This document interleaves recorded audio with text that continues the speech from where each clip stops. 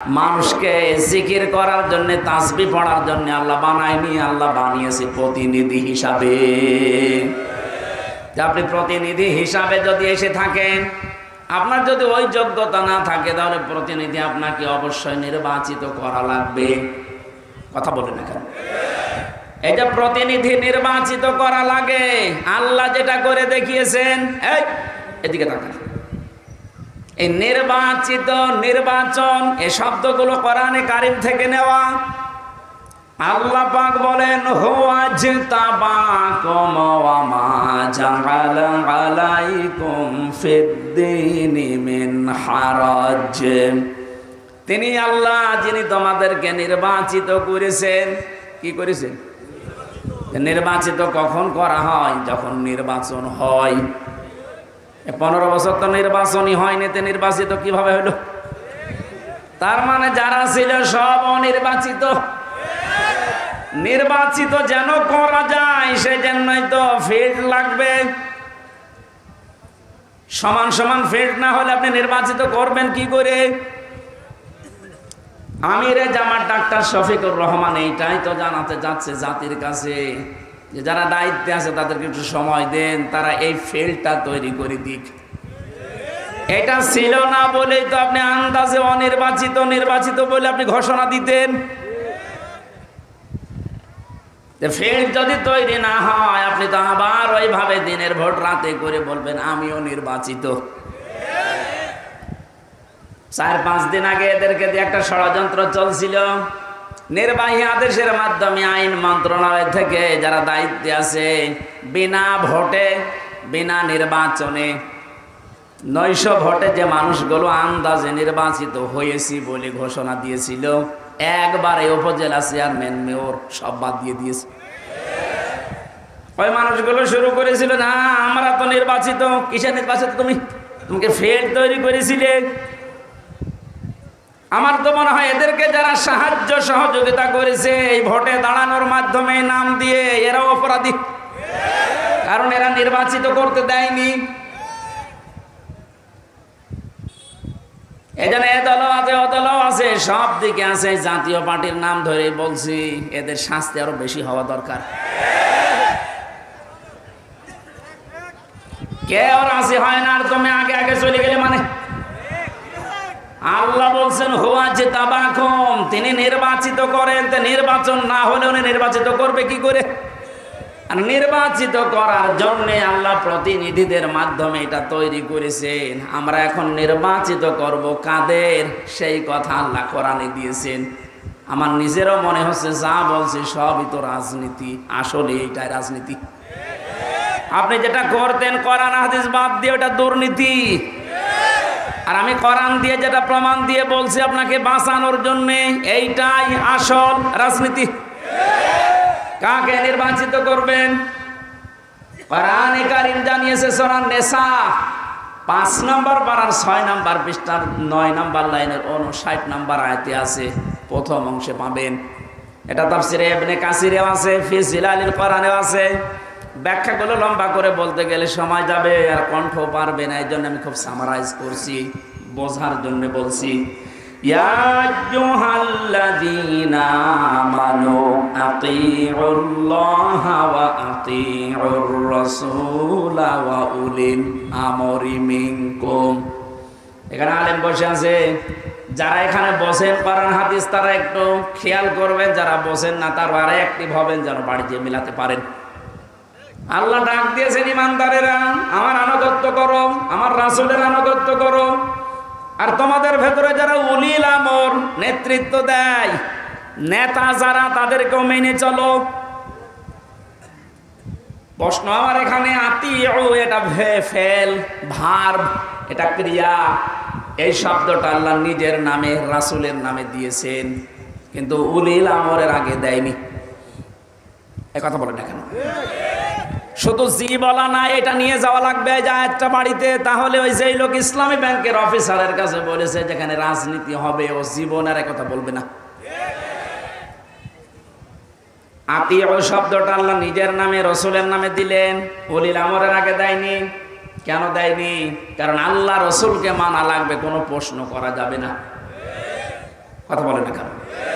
কিন্তু উলিল আমর যদি মেনে চলতে হয়, যেহেতু ওনারা আল্লাহকে তো আপনি এখানে পাচ্ছেন না, রাসূলকে পেয়েছিলেন কিন্তু এখন নেই, কিয়ামত পর্যন্ত তো উনি আসবেনও না, কিন্তু উলিল আমর তো আসবে। এই জন্য উলিল আমরকে যদি আপনি মেনে চলতে চান, দেখতে হবে উপরে বর্ণিত এই দুইটা আছে কিনা, আল্লাহ রাসূলকে ওই লোকটা মেনে চলে কিনা। আপনি যাকে নেতা মানবেন, যার নেতৃত্বে চলবেন, যাকে আপনি নির্বাচিত করবেন, আমি এই শব্দগুলো কি বানাচ্ছি? হুয়া জিতাবাকুম, এ জিতেবা মানে নির্বাচিত করা। নির্বাচন না হলে নির্বাচিত করা যায় না। আল্লাহ তাহলে নির্বাচনের মাধ্যমে নির্বাচিত করেছেন আমাদেরকে। কোটি কোটি মানুষেরা উম্মত হওয়ার জন্য আশা পেশ করেছিল, আকাঙ্ক্ষা, কিন্তু আল্লাহ তাদের বাছাই করেনি। আল্লাহ শুধু আমাদের মতো মানুষগুলোকে উম্মতে মুহাম্মদী নির্বাচিত করেছেন। সুবহানাল্লাহ বলতে পারেন না? মুসা নবীর মতো, ঈসা নবীর মতো এত বড় পাওয়ারফুল নবীরা আকাঙ্ক্ষা করেছিল যে আমরা নবী হয়েছি ভালো, কিন্তু নবী না হয়ে যদি মুহাম্মদ রাসূলুল্লাহর উম্মত হতে পারতাম তারপরও ভালো হতো। আল্লাহ বলেন না, একজনেরটা কবুল হয়েছিল হযরত ঈসার, এজন্য তিনি আসবেন দুনিয়ায় আবার নবী হয়ে না, উম্মত হয়ে। মুসা নবীর মতো এত বড় নবীর দোয়া কবুল আল্লাহ করেননি যে না তোমারটা হবে না। আপনি টের পাচ্ছেন যে নির্বাচিত হয়ে আমরা কত দামি জায়গায় আছি। ও বাংলার মুসলমানেরা, আজকে এই ওয়াজটা যদি আপনি বাড়ি নিয়ে যেতে না পারেন, এরকম ওয়াজ 1 বছর পরে একদিন না, প্রতিদিন 24 ঘন্টা হলেও আপনার কোনো কাজ হবে না। এই জন্য আতিউ শব্দটা আল্লাহ দেওয়ার কারণে আল্লাহ রাসূলকে মানতে গিয়ে আপনি কোনো প্রশ্ন করতে পারবেন না, বুঝে আসুক আর না আসুক। হয়তো আপনার এই স্বল্প জ্ঞানে বুঝে আসছে না, কথা বলেন না কেন? তা আল্লাহ আপনার চাইতে ভালো বোঝে না? কিন্তু উলিল আমর যারা, এদেরকে মানতে হলে মাস্ট বি, অবশ্যই দেখা লাগবে লোকটা আল্লাহ রাসূলকে মেনে চলে কিনা। যদি মেনে চলে তাকে মানা ফরজ, যদি মেনে না চলে তাকে মানা হারাম।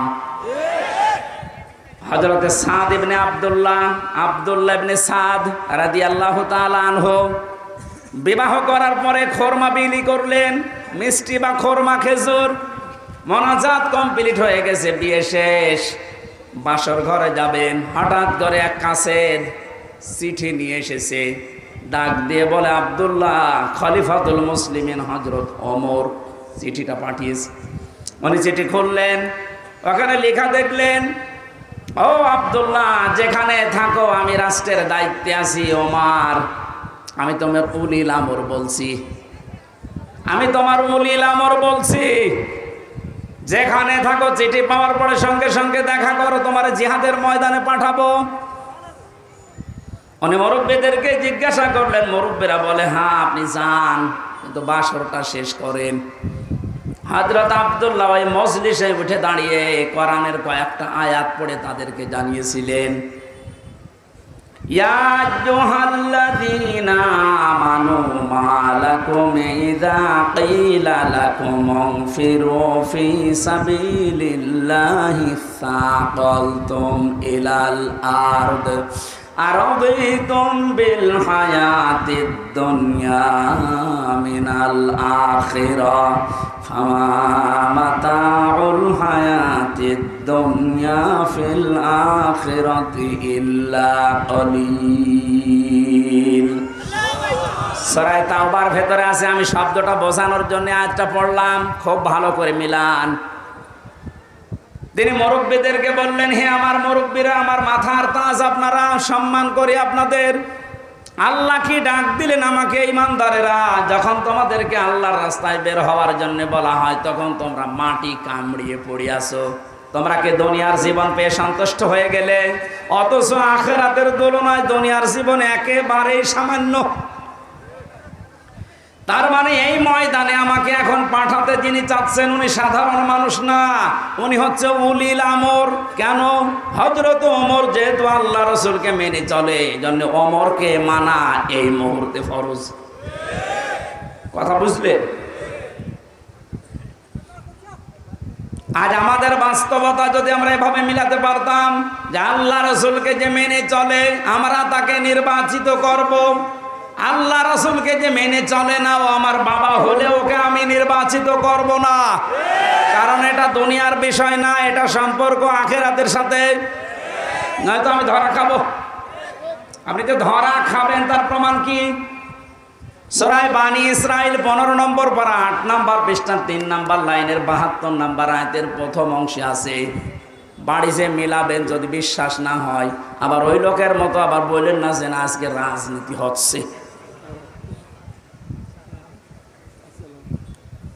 ইয়াওমা নাদউ কুল্লা উনাসিন বিইমামিহিম, আল্লাহ পাক বলেন কিয়ামতের দিন আমি প্রতিটি মানুষকে বিচারের দ্বিতীয় স্টেপে, প্রথম স্টেপে ডাকবে একা একা, আর দ্বিতীয় স্টেপে প্রতিটি মানুষকে আল্লাহ ডাক দেবে তার নেতার সাথে। কার সাথে? আগে নেতা, এরপরে কর্মী। এটা রেকর্ড হয়ে সারা বাংলাদেশে কালকে ছড়িয়ে যাবে। 18 কোটি মানুষের দায়িত্ব নিয়ে এখন আমি বলছি, কান খাড়া করেন দেশের মানুষেরা। কোরআনের চোখ, হাদিসের চোখ লাগিয়ে দেখতে পাচ্ছি আপনি জাহান্নামে যাচ্ছেন। আপনার নিজের বিবেকের কাছে বলেন তো, কিয়ামতে প্রতিটি মানুষকে আল্লাহ যেহেতু তার নেতার সাথে তুলবে, যেই নেতার আদর্শ আপনি মেনে চলেন, যাকে নির্বাচিত করবেন বলে আপনি ভোট দেওয়ার সিদ্ধান্ত নিচ্ছেন, আপনি নিজে থেকেই বলেন ওই লোকটা যদি কিয়ামতে আপনার সামনে দাঁড়ায় আপনি তার পেছনে। আল্লাহ তো আগে ওকে দেখবে, এরপর আপনাকে। আপনার কি মনে হয় ওর যা অবস্থা, ওর যা চরিত্র, ওর যা সুরত সিরাত, ওরে দেখলে আল্লাহ মাফ করবে বলে মনে হয়? দেখলেন? অবশ্যই না। তো এখন ধর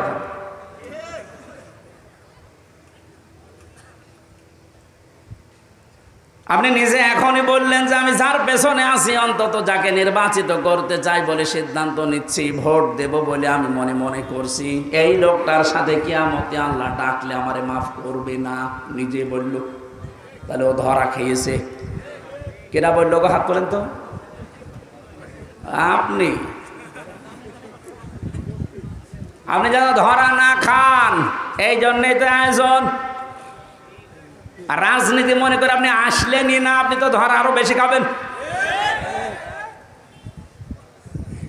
পাগলকে যদি বলা হয় নৌকা নাড়াবি না, ও বলে আমার মনে ছিল না। আরে ভাই, আমি তো আজকে কবরের ওয়াজ করবো বলে এসেছিলাম, আপনি কি মনে করে দিলেন? মনে যখন করে দিয়েছেন আপনাকেও বাঁচাতে হবে, আমারও বাঁচতে হবে। এই জন্য উলিল আমর মানার ক্ষেত্রে খুব সতর্ক। এটা দুনিয়ার বিষয় না, এটা রাজনীতি মনে করবেন না, এটা আপনার আখিরাত জড়িত। আল্লাহ তুমি আমাকে যেভাবে বুঝিয়েছো কোরআনে কারীম, সবাইকে ওই সহজভাবে বোঝার তৌফিক দাও। তাহলে নির্বাচিত এই শব্দটা কোরআনে আছে না নেই? তিনি নির্বাচিত করেন তোমাদেরকে তার দ্বীনের জন্যে, এবং দিনের ওপরে চলতে গিয়ে যত বাধা আছে সব বাধাগুলো আল্লাহ নিজের থেকে দূর করে দেন। এই হুয়ার ফাইল আল্লাহ নিজে। জেলা আমির সাহেব যেটা ইঙ্গিত দিয়েছিলেন যে অনেকের ইমান এই 15 বছরে প্রায় নড়বড়ে হয়ে গিয়েছিল, এটা জেলখানার অন্ত প্রকোষ্ঠে থাকলে আরো বেশি হয়ে যায় অনেকের। আমারও প্রায় কি হচ্ছে, এত কিছু হয়ে গেল, কিছুই করেন আল্লাহ। আল্লাহ বলেন দিনের ওপরে যদি সত্যই টিকে থাকতে পারো, যত বাধা বিপত্তি ঝড় ঝাপটা আসবে আল্লাহ নিজে ওইটা দূর করে দেবে। এটা যে আল্লাহ নিজে দূর করে দিয়েছে, আমরা অনেকে মনে করছি ছাত্রদের কারণে, না, আল্লাহ নিজে দায়িত্ব নিয়ে এ পাথর সরিয়েছে।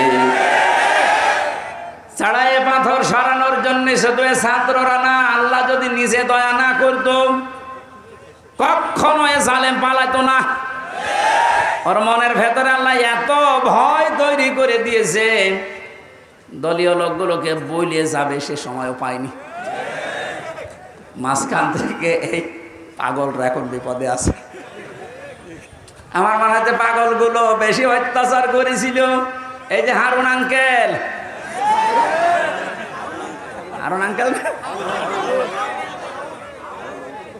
ওনার নাম এখন সারা পৃথিবীতে জানে, 3 ইঞ্চি। কি নাম দিয়েছে, মহিলারাও 3 ইঞ্চির খবর নেই। মেয়ে লোক, সেও বলে 3 ইঞ্চি, ধরা পড়িস।